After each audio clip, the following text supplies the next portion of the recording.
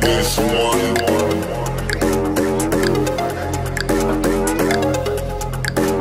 Let's make. What if Dean Ambrose was the one who turned heel in 2014? I know people will find it strange that I actually turned Ambrose heel because he is the one who is specially liked in the Sheild. I know Vince McMahon likes to push Roman Reigns into this biggest babyface and Seth Rollins as his own self, his flying self, and etc. who can do good well in his own performances, while I changed the roles between Rollins and Ambrose in this timeline. Well, instead of looking into this unstable Dean Ambrose, we will see actually a change in character, which is actually a good. And this corporate guy who has his hair slicked back and acting like a heel. So yeah, he looks like Seth Rollins in this timeline. And actually guys, if you're noticing, also in the real timeline, they're actually teasing a breakup within the Sheild between Ambrose and Reigns. And Rollins acting as a peacekeeper. So yeah, Ambrose turns heel in this timeline. He looks like his 2013 self.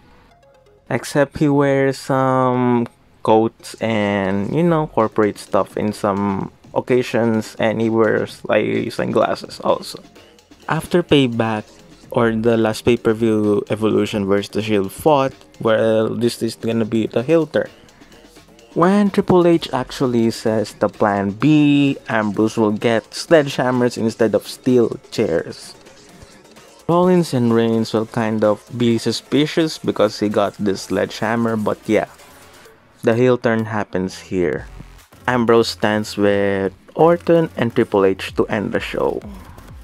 Also, people are asking me, what about this lunatic character? Well, it will change into this corporate character, but you will see a crack into it like a piece. And also in this timeline, Roman Reigns will actually be more involved in the rivalry. He will be teaming with Seth Rollins versus Dean Ambrose and the Authority in this timeline. Roman Reigns will be involved in the WWE Championship in 2015 or 2016. As of now, he is focusing on the Shield's rivalry. So yeah, Ambrose is the one who's the Authority handpicked. He looks like different in his completely new character, and yes, Rollins and Reigns will try to get an explanation. Instead, they will be attacked by Dean Ambrose and Randy Orton or Kane within this matter.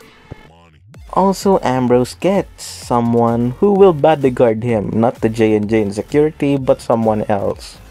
Instead, a dominant duo in NXT, so they will get this tag team to team up with Dean Ambrose in his rivalries. So he wins Money in the Bank this year instead of 2016, and Rollins will win the 2016 one. And then they eventually turned on Randy Orton with his new security and Kane by his side, Corporate Kane. They got rid of Orton earlier because they felt that Randy Orton can't get the job done for the WWE title. So Orton got injured kayfably and got his whatever he did in real life. And the Authority focused more on Dean Ambrose and how he will be protected. Ambrose is now the Money in the Bank contract holder. Randy Orton gets out of the Authority. Kane comes back within his Corporate Kane persona. So yeah, that's the lineup. Dean Ambrose with his two corporate bodyguard, Kane, Triple H, and Stephanie McMahon. Also, he will not be this cowardly heel. Instead, he will be this vicious heel who picks up every dirty tactic in the game. He will attack his prey after this dominant tag team duo finishes his prey. So at SummerSlam, it will be the dominant tag team duo with Dean Ambrose. Ambrose actually managing them between them and versus Rollins and Reigns. So yeah, the dominant tag team duo lose that match to Rollins and Reigns. They actually move forward with Dean Ambrose in this rivalry. They actually feud them with more, finishing until the end of 2014, which Ambrose wins some matches. They trade wins because Ambrose will go with his shenanigans, and Rollins will actually not look so weak because Roman Reigns will actually be winning the Royal Rumble in 2015 and will get booed in 2015. Unfortunately for Reigns, because of Daniel Bryan, well, he will get booed just like in real life. And WWE actually have this feud with Dean Ambrose and Randy Orton from 2015 up to WrestleMania and to Extreme Rules. You know, we will switch their places and etc. And as for the main event of WrestleMania 31, the Authority actually stands tall after Ambrose cashes in the same way Seth Rollins cashes in his Money in the Bank contract. They will stand tall in the stage with all of the pyrotechnics in the world when Ambrose was celebrating. The match is actually a triple threat match for the undercard between Randy Orton, Seth Rollins, and Dean Ambrose for that matter. The Orton goes for his iconic RKO to Seth Rollins, and then Ambrose steals the pin in that match. Ambrose celebrates in the next night he defeated all of his enemies in WrestleMania 31. Brock Lesnar comes out, he will attack Ambrose, but he unsuccessfully did so. Instead, they fed the security and Kane and Big Show for that matter to Brock Lesnar to make him strong. So a fatal 4-way match for the ones who Ambrose defeated at WrestleMania, involving Roman Reigns, Seth Rollins, and Randy Orton. Brock Lesnar is not here because, you know, he's a part-timer. So that match is set with Ambrose winning that match, cementing his heel champion legacy. And then an Extreme Rules match in Extreme Rules, which Ambrose actually wins. He will win a lot of rivalry and he will look kind of strong and heelish at the same time, doing his shenanigans, but he will not look like Seth Rollins in real life where he actually did the cowardly chicken heel type of persona. Instead, he will look strong. He will look like $1,000,000 as a heel, as a dominant heel, depending on his security, his dominant security duo, and Kane. Triple H at his side, especially Big Show is also at his side. So there will be more allies for Dean Ambrose in that matter. Going forward, while Dean Ambrose will not be actually injured here, just like Seth Rollins in real life because he doesn't do the sunset flip. Instead, he will go till Survivor Series, where they actually rewarded the title to Roman Reigns, where he will actually be defeated by the Money in the Bank contract holder, Sheamus, who actually becomes the WWE champion after that event. So Ambrose got pissed because the Money in the Bank contract holder cashed in on him, and the Authority kinds of support the contract holder, so it will build a little bit of tension in the Authority, who their loyalty actually based in. And actually in this timeline, Kane is no longer a member of the Authority. Big Show is kind of, I'm not sure if he's still a member. So yeah, Ambrose is pissed at Sheamus for costing him his title, for getting the title that he actually believes is his, that he actually lost to Roman Reigns. So yeah, they will have a little bit of tension in the Authority, sparkling a probably future face turn for Ambrose. But it will not happen here yet. We will not rush that. So, just like in real life, they will have this rivalry between Sheamus and Roman Reigns. Dean Ambrose will try to get involved with the feud, but Triple H doesn't allow him to. So yeah, Ambrose is a little bit of angry because of that fact. And then later on, when Triple H wins the Rumble, he will get even angrier because Triple H has the title that he wants, that he lost actually to Roman Reigns. A huge more cracks within the Authority because Hunter has the title. Ambrose will confront him, And eventually it will lead to a face turn here. So why did I turn Ambrose face before WrestleMania 32? Well, I think that people will actually be cheering for him because of the little bit of teasing between those times, tease after tease of his face turn, and he actually gets angry at the authority in this time. So yeah, being angry at Hunter for getting his title, he will actually have a match at Roadblock. I think just like in real life, Hunter wins, Ambrose loses, and yes, that rivalry will go on and fade as a sign for Roman Reigns to fight Triple H at WrestleMania 32. Just like in real life, Roman wins the title at WrestleMania. Ambrose and Rollins actually stared at each other in the backstage segment after their respective matches at WrestleMania, because Ambrose will actually have a feud with the man who actually never lost the title at WrestleMania 31, never got pinned for the title, and that is Brock Lesnar. So yeah, Brock Lesnar will actually challenge Ambrose in the match at WrestleMania, with Ambrose losing, making Brock Lesnar look so strong. And as for the WWE Championship, they will have the stare down at the next night within the 3 Sheild members. So why didn't I trigger a triple threat match between the Sheild here?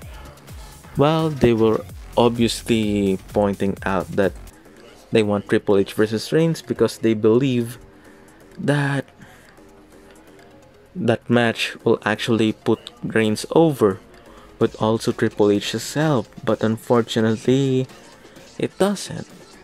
So yeah, that match gets postponed. And as for this timeline, well, Seth Rollins actually turns heel at the night after WrestleMania 32, and he will feud with Roman Reigns. So yeah, 2 members of the Sheild turns at the 2-year gap. So yeah. And as for that Seth Rollins heel turn, well, he will actually have a long heel turn because they felt that Seth Rollins is kind of stale. Because you know, wrestling fans, if they felt someone is stale, they will boo the hell out of them even though they are huge baby faces. So after Seth Rollins turns heel, it will revitalize his character as his own self. Ambrose will try to help Reigns in some occasions. These two will actually be a tag team, even though Reigns is the WWE champion. He will actually help him in his rivalries. So yeah, Ambrose actually sided with Reigns in this one. Rollins will be the loner heel character until they have this match, and we will have a time skip, which at WrestleMania 33, I think for the Universal Championship, what happens is Brock Lesnar versus Goldberg. Well, we will change that into the Sheild triple threat. And as for the WWE title, Bray Wyatt retains against Randy Orton, because it's too early to Bray dropping the title. And as for the triple threat match at WrestleMania between the Sheild, well, Roman Reigns or Seth Rollins will win that one, or even Ambrose. And Brock Lesnar versus Goldberg will actually happen, but not for the title, because you know what happened in that match. They booed Goldberg out of the building, and Brock Lesnar gets cheered, and the title actually gets not televised because of Brock Lesnar's schedule.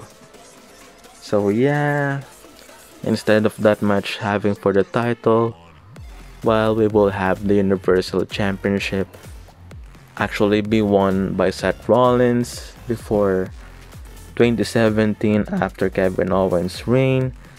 It will actually feature Seth Rollins, a babyface, and Kevin Owens with Rollins pinning one of those two to win the title, and the triple threat match is on at WrestleMania between those three, and whoever they decide to win, well, that guy won.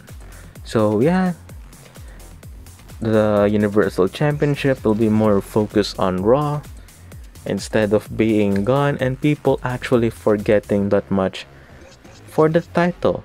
And if WWE must in this timeline also, they will not have the title look like the red version of the WWE title. Instead, they will have a cool design for it. If I can control the championship design, well, let's just say that it looks like the Undisputed Championship mixed with the former Eagle belt and making some of that. So yeah, just as long as it looks awesome and not so much PG friendly title, like kids friendly title. So yeah, that happens. The Sheild triple threat happens at WrestleMania 33. Also, none of them gets injured in this timeline except for Ambrose, who will be missing the 2018 run of his because I think he actually gets injured by that point. I'm not sure if it's 2017 that he got injured or 2018 where he got actually a staph infection and he got unhappy at his role with WWE. And yeah, he will be actually, I'm not sure if in this timeline also he will go with AEW just like in real life, because I can't actually think of the satisfaction rate of one superstar if they're happy within the company. But if he is not, then he will go with AEW just like in real life in this timeline. So yeah, if that happens, he will debut this John Moxley character where he will actually be unhinged, and the Extreme Rules matches, all of those hardcore matches will actually go on with AEW, and he will be the AEW champion by 2020 by beating Chris Jericho if he is unhappy with the WWE at this point. And if WWE actually give him more reigns in this timeline, that will be on their case. So yeah, this is a short what if Dean Ambrose was the one who turned heel in 2014. Thank you for watching, and this is Mike Rato. Subscribe, like, and comment down below for more wrestling videos that you want me to tackle about. A future what if series also in this what if series. Name your whatever timeline and whatever superstar you want me to actually have in this next topic for our what if series.